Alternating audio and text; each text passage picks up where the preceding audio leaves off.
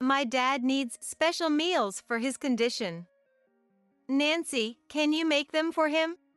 While I was still processing this unexpected request, standing in front of a man in a wheelchair, my eldest son's wife, Christina, spoke up. What? You want me to make those meals? Well, there's no one else we can ask but you, Nancy. From what she told me, 6 months ago, Christina's parents were in a car accident. Her mother died, and her father, Benjamin, became paralyzed from the waist down. Are you seriously expecting me to take care of him, Christina? If you don't do it, Nancy, who else will take care of Dad then? This is a major responsibility, and I haven't heard anything about it. While I was still reeling from the shock, my eldest son, Brian, chimed in. We're about to go on a trip abroad. We won a vacation to Hawaii in a raffle at the mall the other day. It'd be a shame to cancel it now, right? This is unbelievable. He is your dear father. I'm sure he'd prefer to be taken care of by his own blood rather than by a complete stranger like me. Yet, you're planning to leave your own father with someone he doesn't even know while you go off on a fun vacation abroad. My heart felt like it was being crushed. Unlike when I was taking care of my own husband in our house, living in an apartment now means dealing with stairs.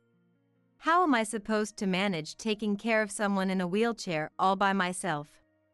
I was incredibly angry at my daughter-in-law, who seemed to care more about her own enjoyment than her family, and at Brian, who just followed along with whatever she said. Please, just do this for us. We're going to miss our flight. With that, Brian and Christina left for the airport. In the now silent parking lot, Benjamin was left behind, staring blankly into space. A heavy atmosphere weighed down on my heart. My name is Nancy. I'm 61 years old. I work part-time and live a modest life as an ordinary housewife.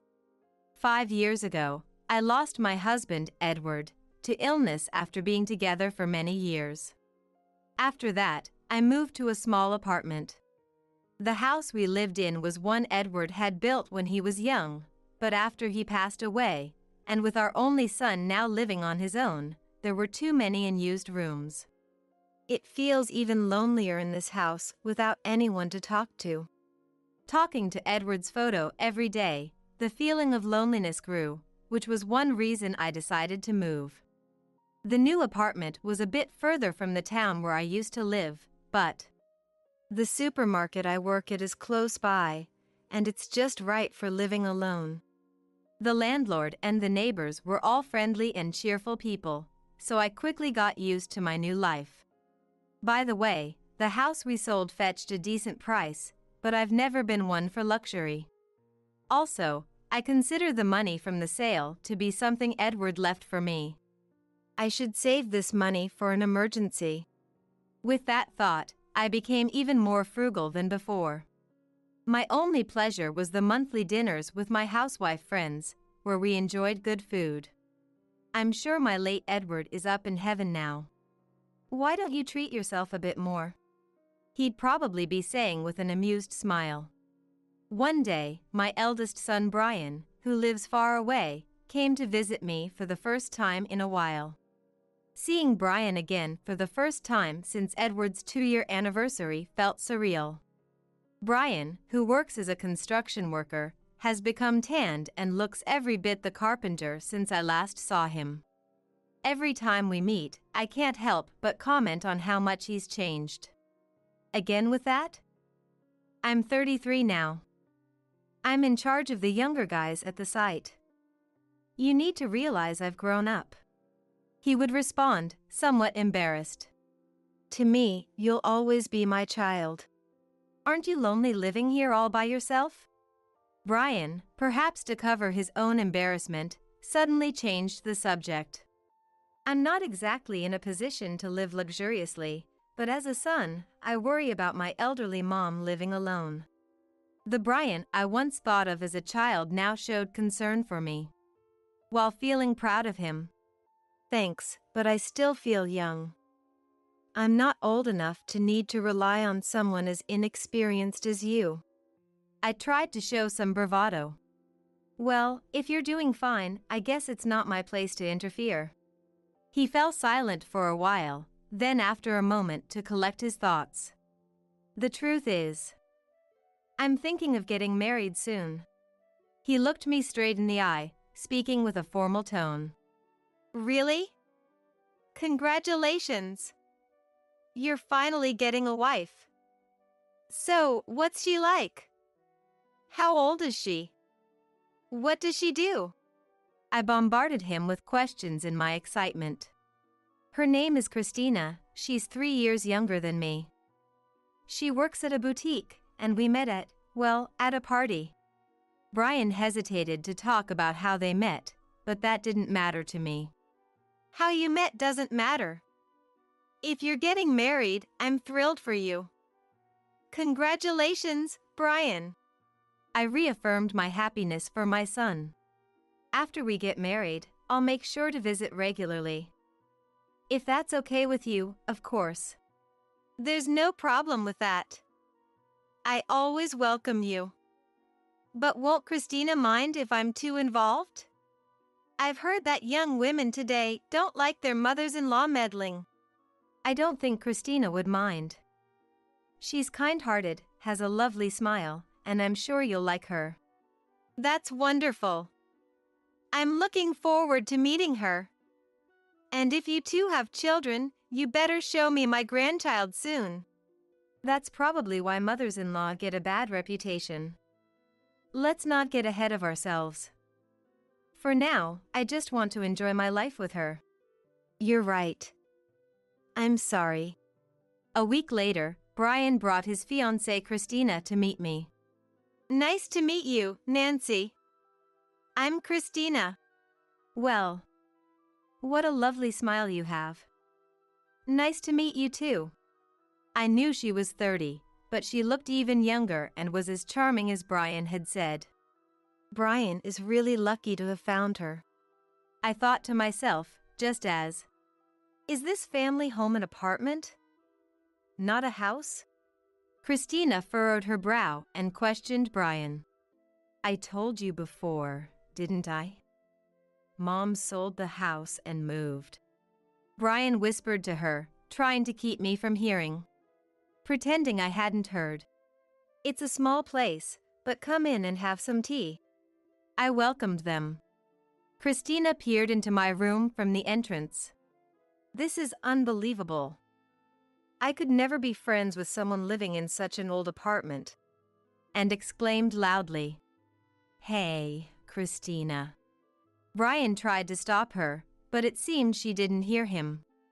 We're getting married, Brian. There's no need to greet a complete stranger, especially not the mother-in-law. I turned off the stove, the water no longer boiling. Yes, that's right, just a complete stranger. The joyous feeling I had vanished, replaced by a dark cloud. All right, Brian, now that we've greeted Nancy, let's go. I have some shopping to do. Christina quickly descended the stairs to the parking lot. Is she really the right person for you? I asked Brian, my voice filled with concern. She has her good sides too.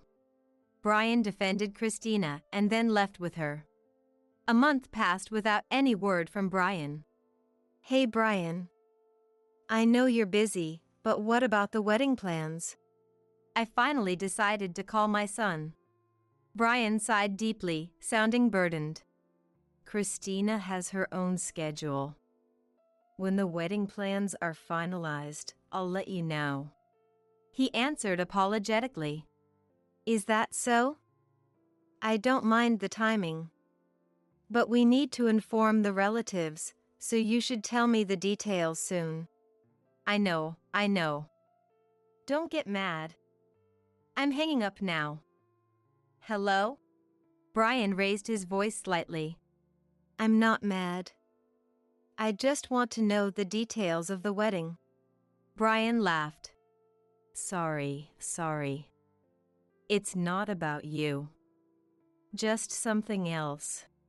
Seriously, how long are you going to be on the phone? I heard Christina's annoyed voice in the background. Christina is there? Could you put her on? I've only met her once. Ouch. All right, I'm hanging up. Sorry, Mom, we have something urgent now. I'll call you later. Brian hung up abruptly without waiting for my response. Is she already controlling him before the marriage? I wondered to myself. If they're happy, I should stay out of it. I tried to convince myself. But another month went by without any contact from Brian. Hey Mom, it's been a while. Glad to see you're doing well. Brian showed up at my apartment unexpectedly. Are you two really doing okay? Brian looked apologetic. We actually already had the wedding. I was stunned. What? We haven't even informed the relatives. Christina said it wasn't necessary. What do you mean? She said she couldn't invite someone living in an old, musty apartment to the wedding. I couldn't believe my ears. Christina had said something that cruel. So, her parents attended? Of course. Lots of relatives and friends were there. It was quite a lively event. Brian had a cheerful smile as he recounted a happy memory. Seeing his attitude made me feel so exasperated that I almost burst into tears. How can you laugh so carefree when your own mother has been left out like this? Brian, trying to be considerate in his own way, said, That's why I'm here to see you, Mom. I'll keep visiting her regularly, so don't worry. He said that, but after visiting 2 or 3 more times, he completely stopped coming. Even when I occasionally called him, he would cut the conversation short, saying he was busy. Brian used to be so straightforward, but maybe he's been influenced by Christina. My doubts about Brian began to grow. About 6 months after the wedding, Brian called me for the first time in a while. I'm thinking of coming over this weekend. Aren't you busy with work? Are you sure you have the time? Honestly, I was happy my son was coming to see me, but I expressed my concern for his schedule instead. It's fine. Besides, this time I'm not just coming alone. Christina and her family are planning to come along too. Is that okay with you? Christina's family? You mean her parents? Yeah. You haven't met them yet, right? Of course not. You guys went ahead and had the wedding without telling me, so I never had a chance to meet them. When I lightly protested, Brian laughed on the other end of the line. I've apologized for that many times. Christina suggested that we should all meet this time. She did? Really?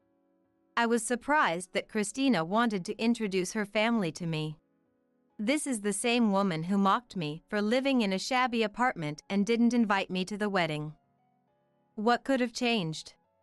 Nevertheless, I was genuinely happy that my son was taking the time to come see me, despite his busy schedule.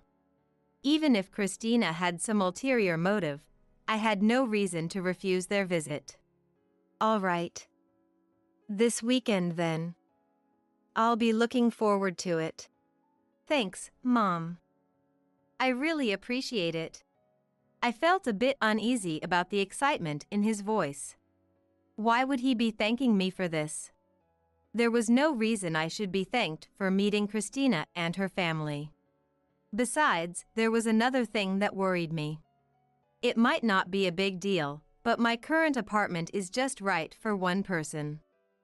It wasn't meant to accommodate a large group.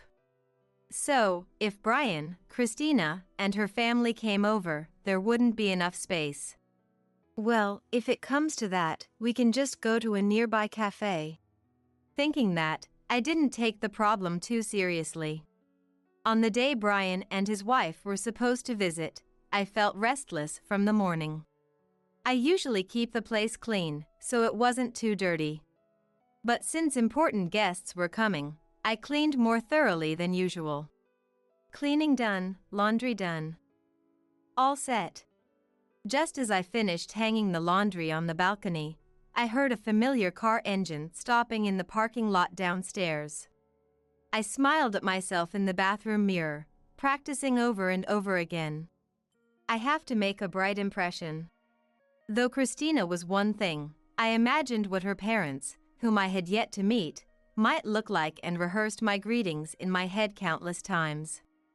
I listened carefully at the front door, hoping to hear footsteps coming up the stairs, but the stairs remained eerily silent. Curious, I opened the door and looked down at the parking lot to see Brian and Christina doing something around Brian's familiar car. Christina was unfolding a wheelchair, and Brian was helping a man out of the back seat.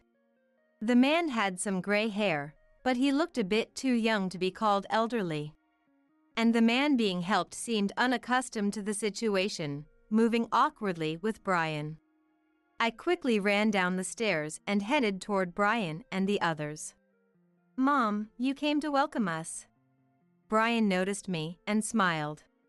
"Let me introduce you. This is Christina's father, Benjamin. As you can see, he's in a wheelchair." Oh, my. Feeling sorry for the man in the wheelchair, I was at a loss for words. "Dad prefers special meals. Nancy, can you make something for him?" Christina suddenly said something outrageous. "What? You want me to make special meals?" I was bewildered by the unexpected request, and Christina added, "Who else is there?" "You're the only one we can ask, Nancy." She said this as if it were the most natural thing in the world, smiling all the while. "It was right after our wedding, so about 6 months ago. Mom and Dad got into a car accident while on a drive. Mom passed away, and Dad miraculously survived. He just got out of the hospital recently, but he's paralyzed on one side and is in a state of shock, so he really needs the family's support." Oh, that's a pity. I felt genuine sympathy for Benjamin. But then I tilted my head in confusion. So why do I have to make his special meals? I thought it was only natural that Christina, his daughter, should make and feed her father. I asked Christina. Christina, with a pouty smile, said, "I'm just not suited for caregiving.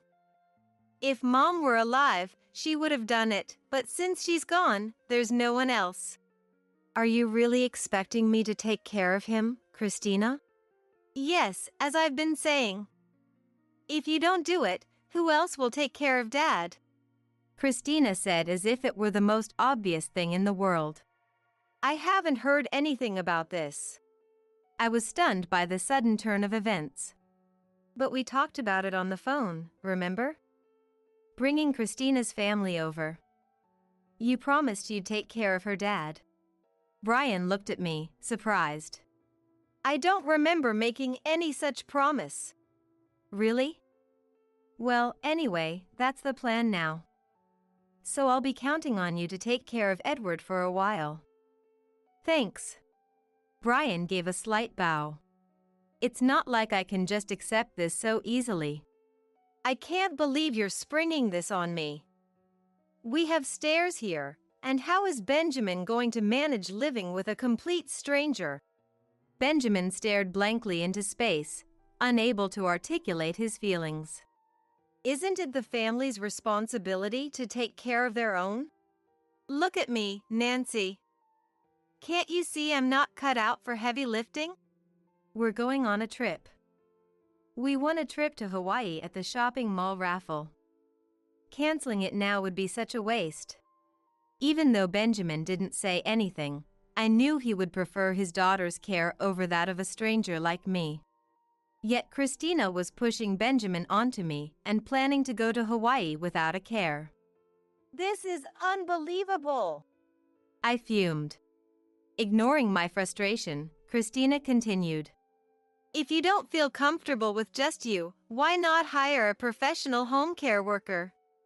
Brian told me you got a lot of money from selling your previous house." I glared at Brian. Brian quickly looked away. You told her that? Christina was already seated in the car, honking the horn to signal they were ready to leave. We have no choice but to rely on you, Mom. Sorry, but we're going to miss our flight. With that, he got into the driver's seat, started the car, and drove off before I could stop them. Benjamin stood there silently in the deserted parking lot, staring into the void. Nancy, what's going on? Helen, the landlord, had come out to see what the commotion was about. I was at my wit's end and explained the situation to her. Helen shook her head. That is ridiculous. There are stairs here, and it's hard for one woman to handle caregiving alone. But we can't just leave him out here. We need to get him to his room at least. Honey, is Matthew around? Helen, grasping the situation, called out for Matthew, who lived in the same apartment complex. Matthew, a 47-year-old man, worked for an equipment company during the week. He had a strong build from playing rugby in college. I'm so sorry to bother you on your day off. I apologized, bowing my head slightly. No problem. We help each other out in times of need.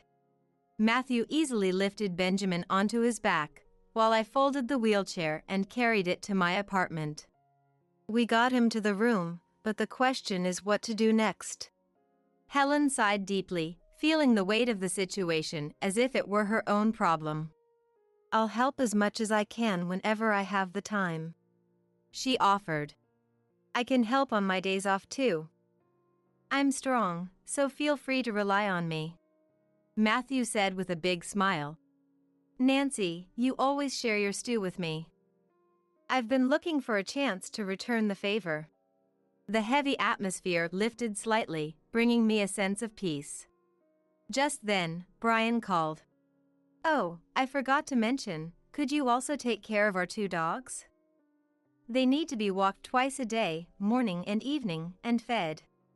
The food and leashes are in our shed. Thanks. Brian said casually, as if it were just a side note while shopping. Hold on a second. You're not suggesting the dog sitting is going to be at your place, right? What are you talking about? Of course, it's going to be at our house. It might be a bit far, but please take care of it. Bye. He hung up before I could respond, cutting off the conversation just after delivering his demands. Brian and his wife's house is a 2-hour drive from here. Without a car, I have no choice but to use public transportation, transferring between trains and buses. Plus, I have to take care of Benjamin as well. If I have to do this commute every day until Brian and his wife return, it will be a huge expense. I felt the weight of the situation pressing down on me again. While Nancy takes care of the dogs, I'll take care of Benjamin. I have experience taking care of my late husband. Helen kindly suggested. That's not necessary.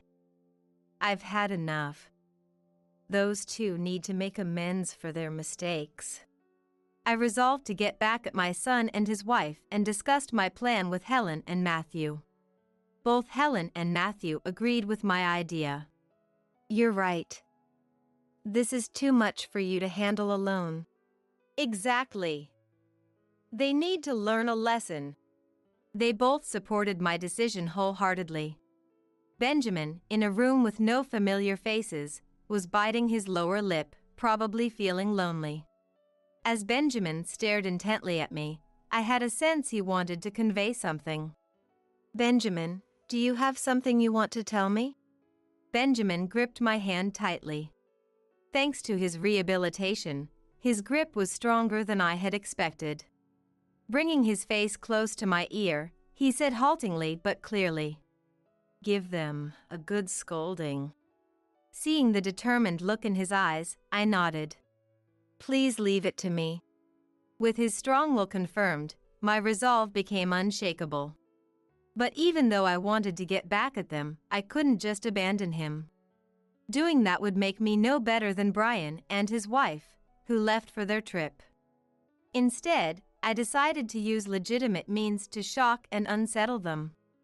I contacted an old acquaintance, a care worker who had helped with my late husband's illness. The care worker, though retired, said, "I understand.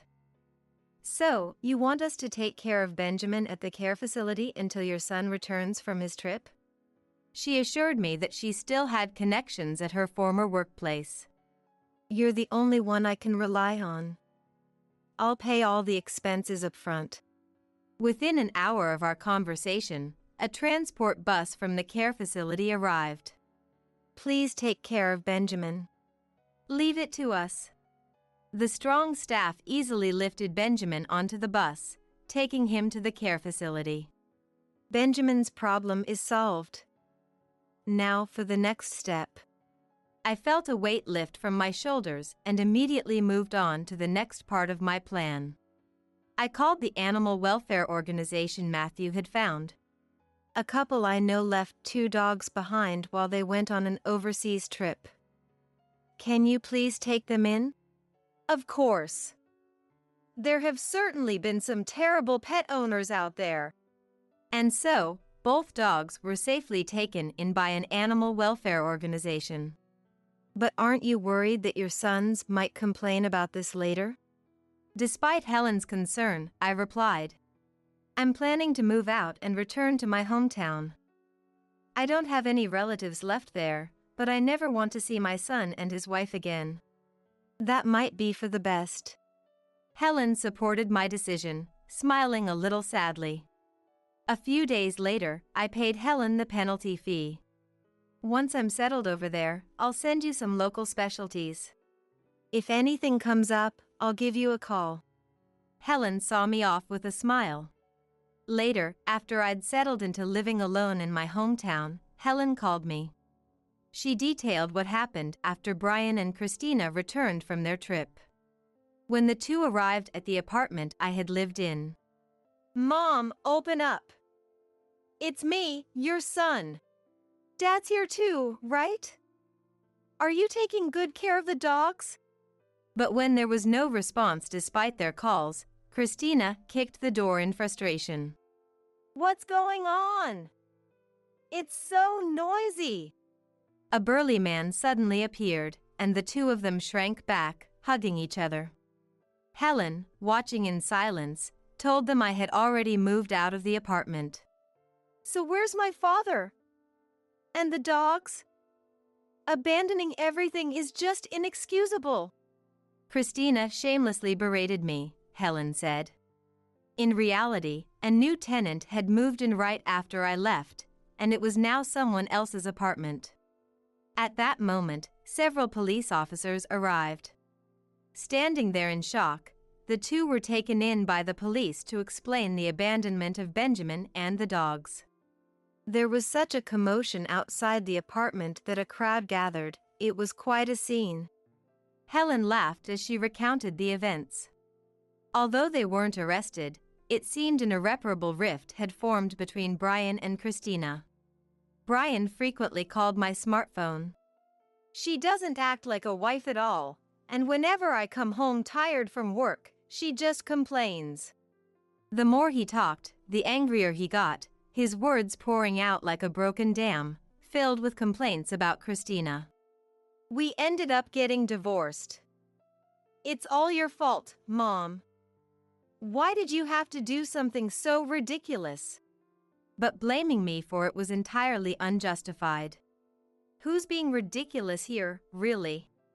I responded lightly and had no intention of further arguing. With the costs of taking care of Christina's dad and the dogs, and having just built a new house, we're still in legal disputes over property rights. If things go badly for me, it could be financially tough. So, Mom, you have a part in this too. What's going on? This is strange. Mom? Are you even listening to me? Hello? Mom? Maybe it's because we're in the countryside? The signal is bad. Please, can't we meet and talk just once? His constant nagging on the phone became unbearable, so I finally hung up. I quickly set his number to block calls.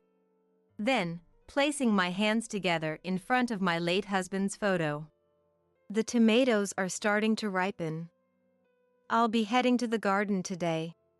I'm currently enjoying a peaceful life, funded by the sale of my house. Your cooking makes me want to vomit. Flora, my son's wife, whispered this only for me to hear, but I ignored it. Today is my grandson Frederick's birthday party, and we're planning to celebrate it grandly with relatives invited. I didn't want to be swayed by just Flora's opinion. Without minding her, I carried a large platter with meatloaf next. Seeing this, Flora stood up and started yelling loudly. Seriously, what is this? You expect us to eat that? Such tasteless, vulgar food, I don't want to eat it. I've had enough. Flora grabbed the large platter of meatloaf from my hands and slammed it onto the table with force. The relatives looked at Flora with surprised faces. The dish shattered into pieces, and the scattered food stained the clothes of the relatives, who started angrily blaming Flora. My son David also stood up and put his hand on Flora's shoulder to calm her down. Hey, Flora. Calm down. You be quiet. Why are there so many country bumpkins here? I'm so sick of it. I feel like vomiting. I shouldn't have come. She then picked up a plate of food left on the table and threw it at me. I felt more disgusted than angry at Flora's behavior. You seem to be mistaken, but I didn't make this. Huh? Then who made this crap? It was me. The voice was so loud it seemed impossible it came from an elderly person, and the glass doors shook. I'm Ashley. Born into an ordinary family, I spent my life without any particular incidents. I did well enough in studies, so I didn't have trouble getting into college. In university, surrounded by good friends, I had a fun college life and graduated without issue. I found a job at a local company, and during my busy days, I met the man who would become my husband. It seemed we both had love at first sight. We started dating immediately, and about a month later, decided to get married. My husband was a wonderful person, and I was very proud of him. Our family and friends blessed us, and we had our wedding ceremony without delay, and soon after, I gave birth to our son David. It was my first time parenting, but it wasn't hard because my mother Morgan helped. I thought about how smooth and trouble-free my life had been. But maybe I was getting complacent. Gradually, I began to find life boring. That's when people tend to fall into life's pitfalls. It started when my husband's returns home began to get late.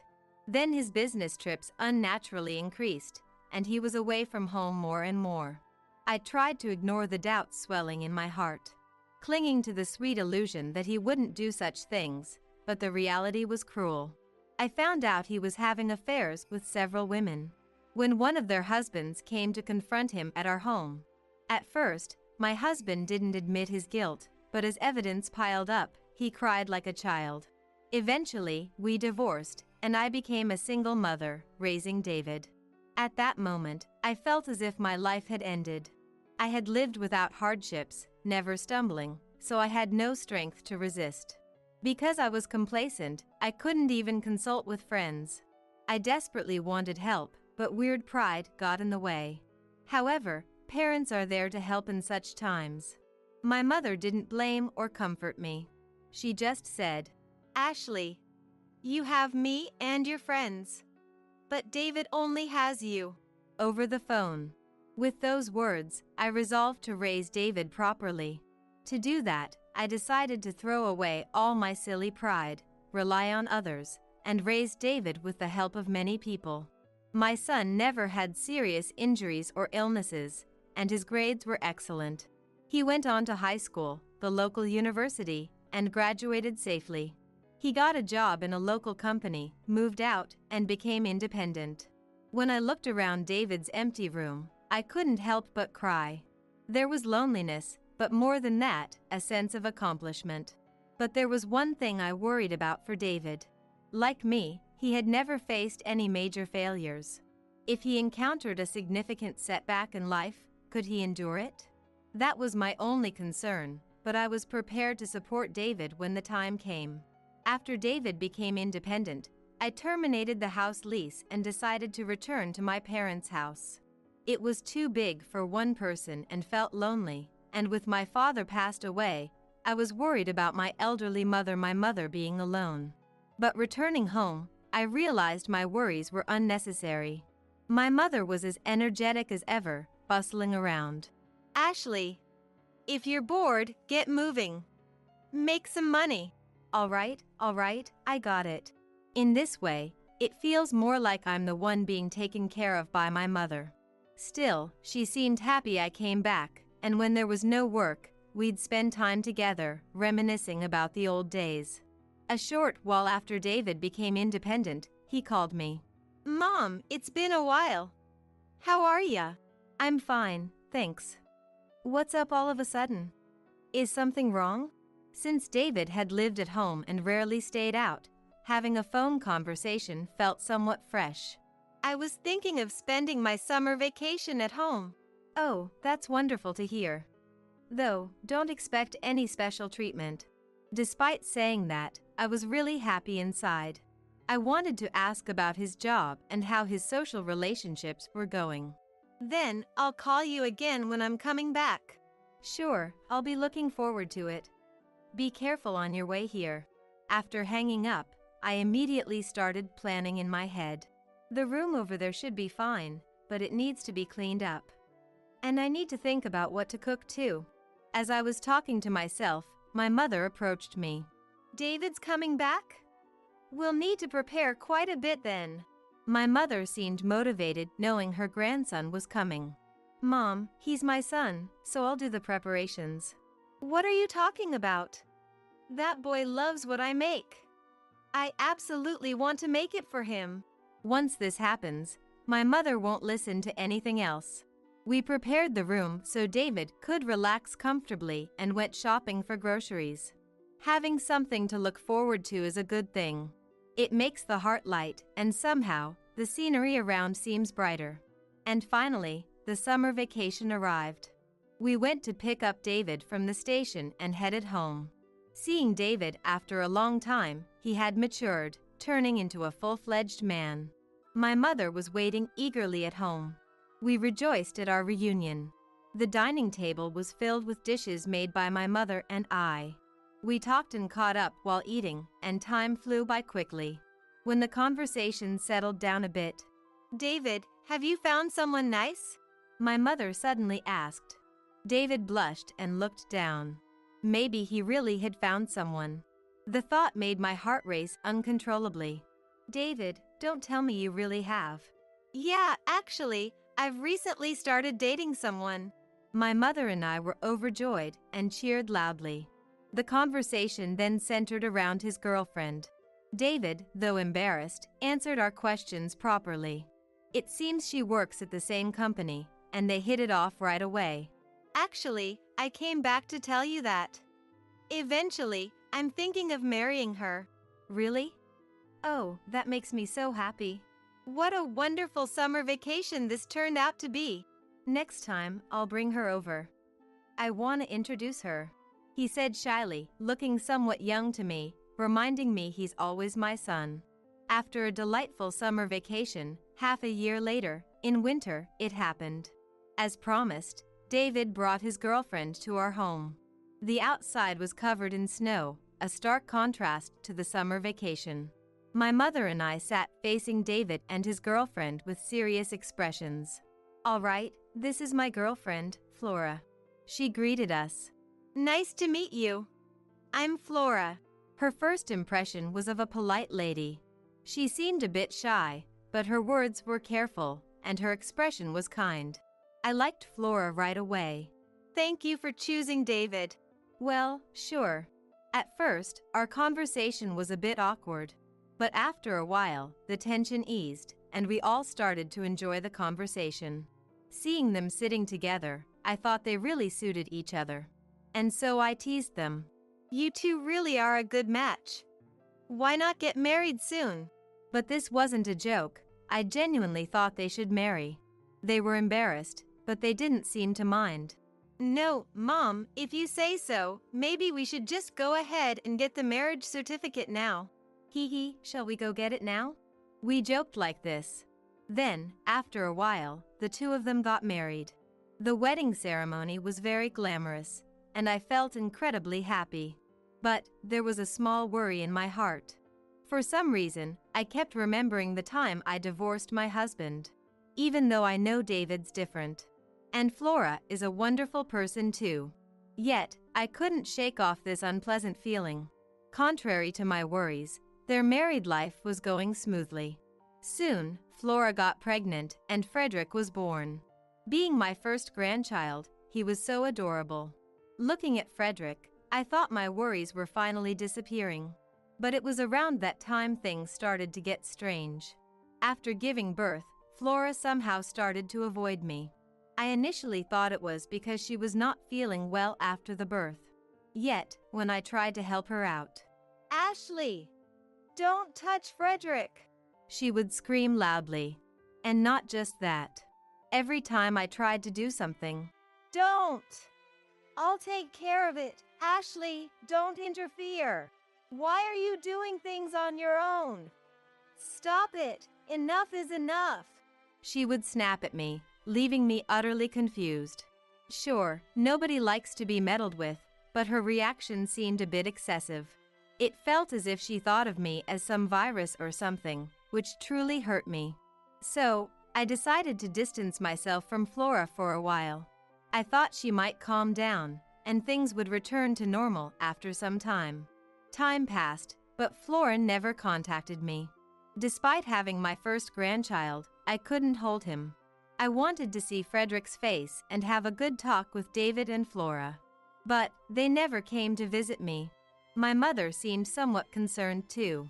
I thought about calling them myself, but recalling Flora's yelling made it hard for me to gather the courage. However, I couldn't stand it anymore and decided to visit Flora. Of course, I knew showing up at her house without an appointment was rude, but I wanted to see them so badly. I prepared immediately and headed for Flora's house. I knew it was in a residential area near the station, so I drove there, following the map app. It was the middle of summer, and the trees in the park were lush. I reminisced about the summer vacation when David came back. I was happy when I heard about Flora, but I never imagined things would turn out like this. Thoughts of my husband flickered through my mind. Get out of my head already. Mumbling to myself, I kept driving. A few minutes later, I arrived at Flora's house. After parking my car in front, I walked towards her house. I could feel my heartbeat. And that's how nervous I was. I pressed the doorbell of Flora's house. After a while, Flora's voice came through the intercom. "Who is it?" "Ah, Flora, it's me, Ashley. Sorry for showing up unannounced." I tried to speak gently, hoping not to upset Flora. But such consideration was wasted on Flora. As soon as she heard my voice, she became hostile. "What? Why are you here?" "I was worried you might be having a hard time." "Shut up! Who asked you to come? Leave." "But I wanted to see Frederick's face, and—" "Shut up! Shut up! If you don't leave, I'll call the police." No matter what I said, Flora wouldn't listen. Fearing she would call the police, I had no choice but to leave. Walking back alone, I headed towards a nearby park. I wanted to see Frederick even for a moment, so I thought of calling Flora to persuade her. It was a hot time in summer, so the park was deserted. I sat on a bench in the shade and called Flora. "Hello, Flora?" "What is it now? You are creepy." "Please, I just want to talk." "Shut up! There's nothing to talk about." Flora was hysterical as ever. I tried not to be overwhelmed by her voice, attempting to persuade her. "I just want to spend a little time together." "Give me a break! I'm so fed up. Let me tell you, I've hated you, Ashley, from the start." Flora threw such harsh words at me, it was hard to believe she was the same person. Hate? Did I do something? It's your existence. It's just so lonely. That's why you have a divorce history. That's irrelevant, isn't it? I was outraged, as her words were far too cruel. Even if you hate me, we're family since you married, aren't we? That's no way to talk. Family? Don't make me laugh. I didn't want to work, so I just wanted to get married quickly and be supported by a husband. It just happened to be David. Oh, stop it. Saying such things, you're the worst, you know? Shut up. Shut up. Don't you ever call me again.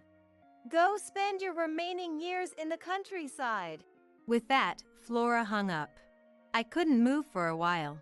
Shocked by how terrible she was and angry at myself for not seeing through her, but it was too late for regrets. Feeling down, I left the park, got into my car, and drove home. I thought about contacting David, but I didn't want to burden him with unnecessary worries since he was busy with work. I asked my mother to listen to my complaints. However, I vented to my mother. Time will change things. We just have to trust the person David chose, my mother said reassuringly. So, I decided to be patient. Time passed, and Frederick was about to turn 3. I called David. David? It's been a while. Ah, Mom, sorry I haven't been in touch. I've been really busy. It's okay. But I want to see Frederick too, and next month is his birthday, right? I'd love to celebrate it at our house. Frederick would love that. Let me see if I can arrange some time off. David was unaware of what had happened between me and Flora. So, he readily agreed to my suggestion. I could hear David and Flora talking in the background over the phone. She seemed reluctant to see me. But after some persuasion from David, it sounded like she agreed. Flora's okay with it. So, we'll come over next month. Great. I'm so happy. Can we invite the relatives too? Make it a big celebration? Of course. Sorry to trouble you. No trouble at all. I'll be looking forward to it. I was thrilled to finally see David and his family, so I immediately shared the news with my mother. So, they're coming back? Then I'll have to cook up a storm, my mother said, eager to get started. I enthusiastically contacted relatives to invite them to Frederick's birthday party. Time flew, and soon it was the day of the party. It was spring, and colorful flowers bloomed around our house. As relatives arrived, David's family did too. Frederick, now 3, walked in on his own. My, Frederick, nice to meet you. I'm your grandmother. I bent down to get a good look at Frederick's face, but he seemed frightened by the unfamiliar face and hid behind Flora. Oh dear, I'm sorry. That must have scared you. Don't worry. He'll get used to it soon. That's all right. You must be tired. Please, rest inside. David and his family headed to the entrance. All the relatives were smiling. Only Flora was glaring at me. It seemed our silent conflict was ongoing, but I tried not to mind, especially since Frederick was so adorable. The living room had a large table set up for the gathering of relatives. I brought out the dishes my mother and I had prepared. Man, it's been a while since I've had Grandma and your cooking. I'm gonna eat a lot. Frederick looked curiously at the food, but Flora frowned and looked down. As I approached, she whispered so only I could hear. Just the thought of eating something you made makes me want to vomit. I was a bit angry, but chose to ignore her. I didn't want to be swayed by just Flora's opinion. Flora seemed even more upset than before for ignoring her, and with a louder voice, she said, I just don't feel like eating. Then, the relatives looked at Flora with puzzled expressions. Hey, don't say things like that. Are you tired or something? David also seemed to feel it was not good, trying to calm Flora down with a joke. Flora turned away with a sullen face. I didn't mind and carried over a large platter with meatloaf on it. Upon seeing this, Flora stood up and began to yell loudly. What is this? You expect me to eat that? The relatives looked at Flora in surprise. But she, paying no attention to them, shouted loudly, I don't want to eat such tasteless, vulgar food. I've had enough. Flora took the platter of meatloaf from my hands and slammed it onto the table with force. The dish shattered, and the scattered food soiled the clothes of the relatives, who angrily blamed Flora. David stood up, trying to calm Flora by placing his hand on her shoulder. However, she still glared at me. This is peasant food. It's not fit for humans to eat. It's fish feed. Hey, Flora. Calm down. You be quiet. Why are there so many country bumpkins here anyway? I'm so sick of it. I wish I hadn't come. She grabbed a plate of food left on the table and threw it at me. Her behavior was far from sane. I felt more creeped out than angry at such a sight of Flora. It seems you're misunderstanding, but I didn't make this. Huh? Then who made this crap? It was me. My mother answered loudly to Flora's question. Really, what's all the fuss about?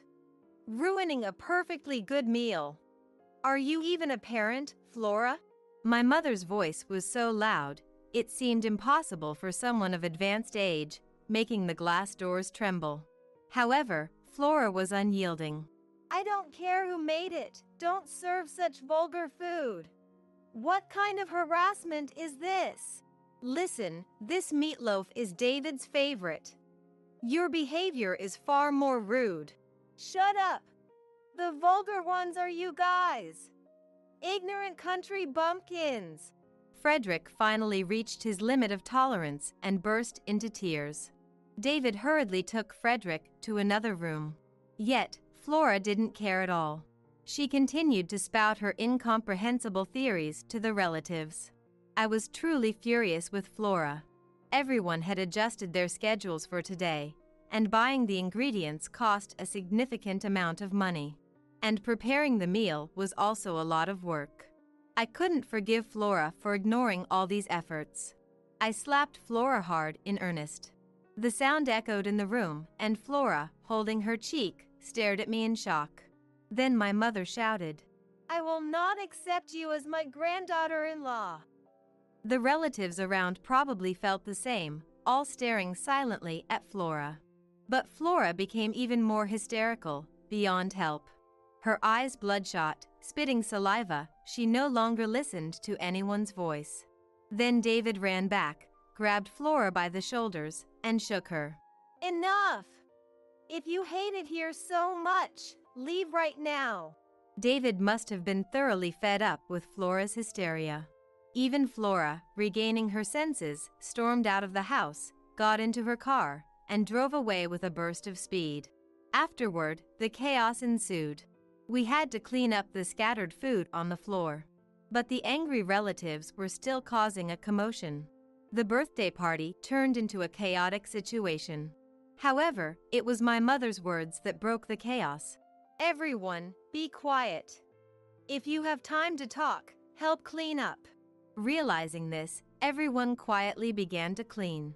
Luckily, the damage to the food was minimal, and there was still plenty left, including another platter of meatloaf. Frederick had stopped crying, so he rejoined everyone. Before we started the birthday party again, I deeply apologized to the relatives. I'm truly sorry, everyone. I apologize for the trouble caused, despite you all gathering here. David also apologized deeply next to me. Please let me apologize as well. I'm sorry for the rude remarks Flora made. However, no one blamed us. Instead, they praised us for speaking up. I'm really grateful to all the relatives. With our apologies, the matter with Flora was put to rest, and we all enjoyed the meal and chatted happily. Frederick ate his meatloaf with relish, making my mother very pleased. The relatives doted on Frederick, calling his name affectionately. Despite the difficulties, the birthday party ended smoothly, and everyone dispersed. We saw off each relative one by one until only 4 of us were left in the house. There's still cleaning up to do, right? Let me help. It's okay. You must be worried about Flora. Why don't you head back? Upon hearing Flora's name, David sighed deeply. Actually, I've been troubled by Flora's behavior for a while now. I thought she was just tired being postpartum, but it never improved. David gazed at Frederick playing with my mother. After pondering for a while, he finally spoke up. After this incident, I've made a decision. I need to reevaluate my relationship with Flora. I might even consider divorce. I wasn't surprised at all. In fact, it seemed inevitable to me. It can't be helped. I thought I was living a smooth life, and then I got divorced. These things happen in life. Thinking back on my past made me a bit sad. I worried that because I had divorced, David might end up doing the same. Well, that's true. But what worries me is Frederick. The custody will probably go to Flora. There's no use worrying about that. What will be, will be. David and I looked at each other and smiled. Somehow, an unfounded confidence that everything would work out filled our hearts. Within a month, David and Flora had divorced. I was worried about the custody, but Flora said, "I don't want him. He'll just get in the way of me remarrying," and easily gave up her parental rights. She left David's house and disappeared somewhere. So, her whereabouts are unknown. I decided to move in with David to support him, as he was busy with work. David might remarry someday, but he thought it was better to focus on work for now. My mother stayed at the family home due to old age. However, we make sure to visit the family home several times a year. She looks forward to these visits and seems to be keeping busy. Frederick was lonely for a while after Flora left. But he quickly got used to me, and now he seems very happy. Despite everything, we're living very happy days now.